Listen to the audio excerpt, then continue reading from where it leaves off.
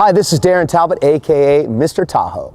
And Paul Hamilton, flight instructor. We're going to take you above and around Tahoe. So come fly with us. Let's go!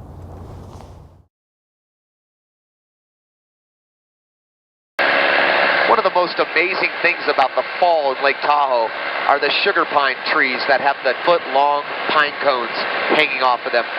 Amazing time to be here in the fall to go collect some of these spectacular sugar pine cones, which they actually sell in decor shops all over the world. Straight ahead, the Rubicon Point. The Rubicon Point is significant because it's the single steepest, deepest shelf in Lake Tahoe. It falls 1,400 feet straight down into the water. The #1 scuba diving location in Lake Tahoe, if for no other reason, to see the unbelievable abyss. There was a scuba diver that went off of this point in 1986. Actually, it was two men. One of the guys lost control of his oxygen. The other man tried to help him with the oxygen he had, but eventually he ran out of oxygen too and had to make the fateful decision to leave the man down there and go to the surface to save himself. 21 years later, two more scuba divers would go down and find that man still in his scuba diving gear, perfectly preserved as if he went in yesterday. Because the lake is so cold and so deep, it preserves everything perfectly. Wow, look at that. Is that interesting? Unbelievable. So deep right here, it's just unbelievable. You can see how it just drops right off. Drops straight off. Again, the average depth of Lake Tahoe, roughly 1,000 feet. So this amazing depth change you're seeing is just typical of Lake Tahoe. Shallow, but then deep very quickly. On the Rubicon Point was the highest lighthouse in the continental United States.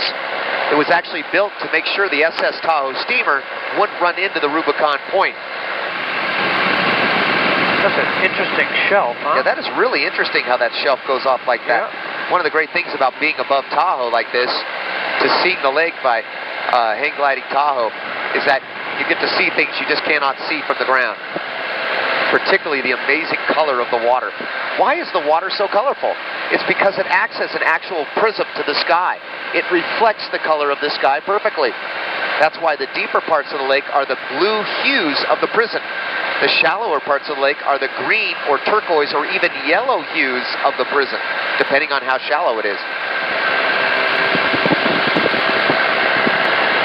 Oh, this is really nice.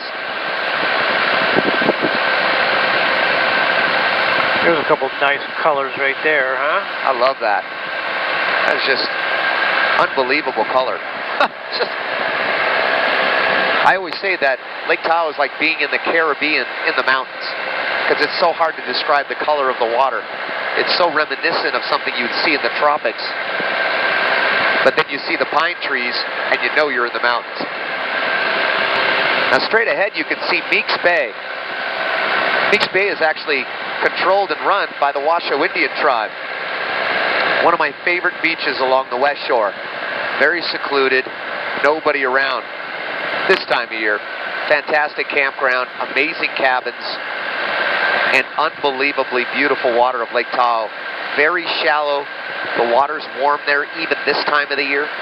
One of the best parts about the west shore is that it's the most secluded, most quiet part of the lake.